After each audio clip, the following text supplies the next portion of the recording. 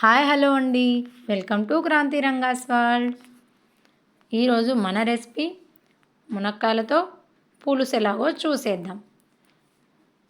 ఎండాకాలం వస్తే ప్రతి ఒక్కరూ తప్పకుండా ఇష్టంగా తినే రెసిపీయే కదా ఇది. రెసిపీలోకి వెళ్ళే ముందుగా మన ఛానల్ని ఇంకా ఎవరైనా సబ్స్క్రైబ్ చేయనట్లయితే ముందుగా సబ్స్క్రైబ్ చేసుకోండి ఫ్రెండ్స్. ఇక వీడియోలోకి వెళ్ళిపోతే ముందుగా 5 మునక్కాయలను తీసుకుని చక్కగా ఒలిచి ఇలా కడిగి పక్కన పెట్టుకున్నాను.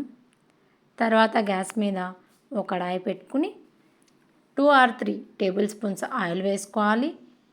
ఆయిల్ వేడెక్కిన తర్వాత జీలకర్ర, ఆవాలు, కరివేపాకు చిటపటలాడిన తర్వాత మునక్కాయలని వేసుకోవాలి. వేసుకుని మునక్కాయలు మొత్తం ఇలా ఆయిల్ పట్టేలా కలుపుకోవాలి. కలిపి వీటిని ఒక 5 నిమిషాలు ఇలాగే వదిలేయాలి. ఇలా వదిలేసామంటే 50% మనకి ఇవి ఫ్రై అయిపోతాయి. ఇలా అయిపోయిన తర్వాత సన్నగా పొడగ్గా ఆనియన్స్ కట్ చేసి పెట్టుకోవాలి. ఇలా వేస్తేనే కూరలో మంచిగా ఉంటాయి, అందుకని నేను ఇలా వేసి తీసుకున్నాను. ఇలా వేసిన తర్వాత వీటిని కూడా 2 లేదా 3 నిమిషాలు మనం అలా వదిలేస్తే ఇవి కూడా చక్కగా వాటిల్లో ఫ్రై అయిపోతాయి.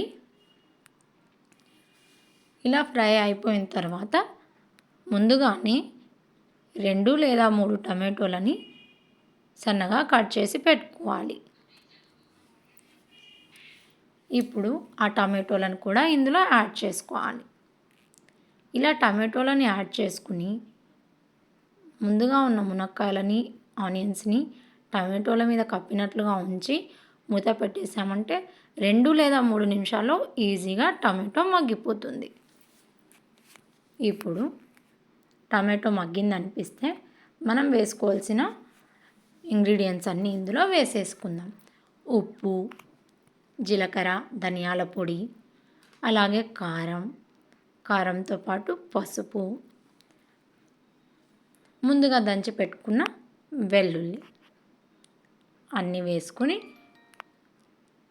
కొంచెం మిరియాల పొడిని కూడా యాడ్ చేశాను. టేస్ట్ చాలా బాగుంటుంది. అన్నీ వేసుకున్న తర్వాత ఇలా కలిపేసుకోవాలి. టమాటోలు చక్కగా ఉడికిపోయాయి చూడండి. ఇలా కలిపి 1 నిమిషం పాటు అన్నిటికీ మసాలా పట్టినట్లుగా పట్టించి వదిలేద్దాం. ఇలా వదిలేసిన తర్వాత ముందుగా నానబెట్టి పెట్టుకున్న చింతపండు రసాన్ని కూడా ఇందులో యాడ్ చేసుకుంటే చాలా బాగుంటుంది. నేనైతే ఎక్కువ గ్రేవీ అవసరం లేదని చెప్పి తక్కువ పులుసు వేసుకున్నాను. మీకు గ్రేవీ ఎక్కువ కావాలనుకుంటే మరింత నీళ్ళు వేసి చక్కగా ఉడికించుకుంటే చూశారు కదా, ఇలా ఈజీగా సింపుల్గా తయారైపోతుంది. నా వీడియో మీకు నచ్చినట్లయితే మీ ఫ్యామిలీ అండ్ ఫ్రెండ్స్కి షేర్ చేయండి. Thank you for watching.